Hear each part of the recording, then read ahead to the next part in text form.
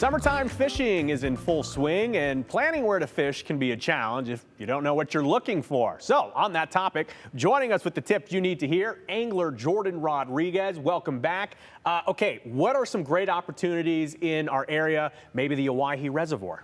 Yeah, that's at the top of my June fishing report. And the reason Owyhee is cool because you kind of have a couple different options there. So one is crappie, which are a very abundant fish. There's tons and tons of them, and they're very good eating as well. So that's like a pretty consistent thing. If you go fish Owyhee, especially if you have a boat and you can go to some different areas, you're gonna find some crappie. So it's a very consistent fishery that way.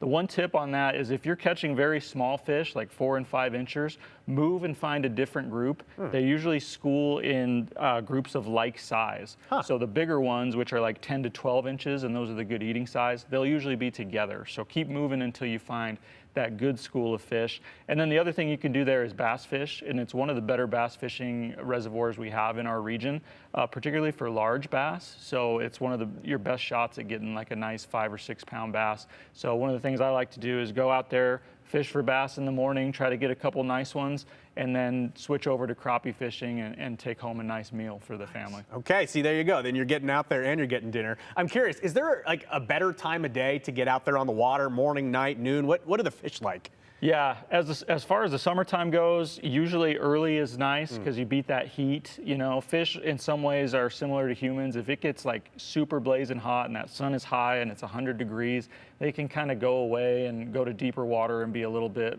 harder to find, harder to catch. So I like starting early. The other thing you can do is start in the afternoon where it is hot, but then fish until the evening hours and it does cool off. And so I think especially in the summertime, that early period and that late period of the day are a good time to target for sure. And we get light so late into the evening here. I mean, almost 10 o'clock at night, you can still be out there. I know Brownlee Reservoir is a popular spot people like to go to just to enjoy the water. Is it a good fishing spot? Yeah, absolutely. That's number 2 on my June fishing report. And again, one of the opportunities there is you have multiple species. So it's a really good bass fishery. You're going to catch a lot of bass there, probably more so than you'd catch at Owyhee. They're going to be mostly smallmouth, and they're going to be a lot of like small to medium sized fish. You might have to weed through some of those to get into a few bigger ones, but it's still fun. You're still catching, especially if you're out with the family, you have some younger anglers.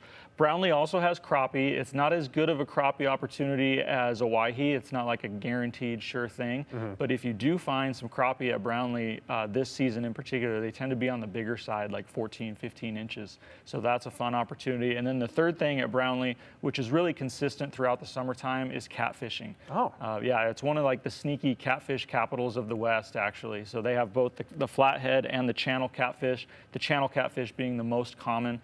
And summertime, they're really active, and you can catch those on things. It's usually baits, so things like shrimp, cut bait, even worms, and then some of the stinky things that people will concoct themselves because catfish feed a lot by smell.